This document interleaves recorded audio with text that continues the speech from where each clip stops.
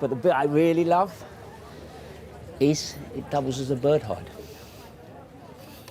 You don't need anything this grand. You imagine this could just be a screen in the garden with a little slot through it. Put a chair behind, a little feeder over there. Job done. You can enjoy the birds. Those bird boxes behind me, they are that reminder. It's worth doing a little bit of research. What are the birds that come into your garden? How do they want to live? And then you provide for them. Sparrows are in groups. So that is a posh Chelsea terrace, you know? But again, the cracks, the crevices, over time, even a wall in your garden will take on a life of its own. Somewhere to put your prunings, it's great, isn't it? Tidy up the garden, put your sticks in, build a habitat. But the great bit, little hedgehog hole at the bottom there. Hedgehogs can go in, make a home. These are dotted around the garden. At the back, we've got this wonderful gabion wall, which is holding up a significant amount of soil.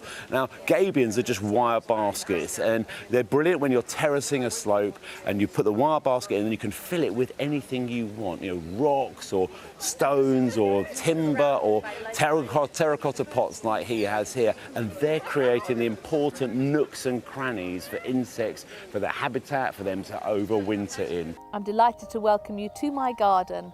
We've been here for about 20 years, and when we arrived there was a derelict house and there was no garden.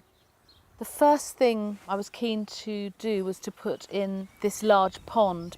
I planted the trees around the same time. When you look at them now, they look like they've been here for hundreds of years, but they haven't actually. They've been here about 15 years, probably most of them. If you listen, stop purring, no one can hear the birds. I've just put my peas in here because I saw Monty putting his peas in. He was using hazel. I couldn't find any hazel, so I've used willow here.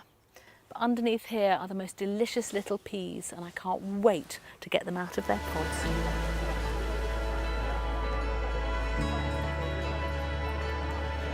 Now, I'm ending up with something that is slightly elusive, because here on the National Brain Appeals Rare Space Garden, designed by Charlie Hawkes, I'm choosing a planting design or concept. Now, it's based upon a form of Alzheimer's where the brain scrambles the messages that your eyes are giving you. And that causes all kinds of problems. What Charlie's done is use the planting to simplify and codify the way the brain takes images. So you have this lovely understory of these interlocking patterns and shifts of green plants. And then dots and highlights and intervals of colour and fragrance. And the colour sometimes is very strong. So for example, on the seats, this bright blue is recognisable as a place of safety. And you can sit and you know that it's a seat and the brain will take that. And although in terms of the Alzheimer's, that's very moving, in terms of my own garden at home, actually I've learned something. You don't have to have lots of different colours working through. You can just use a little bit of colour here and there, and that's really powerful.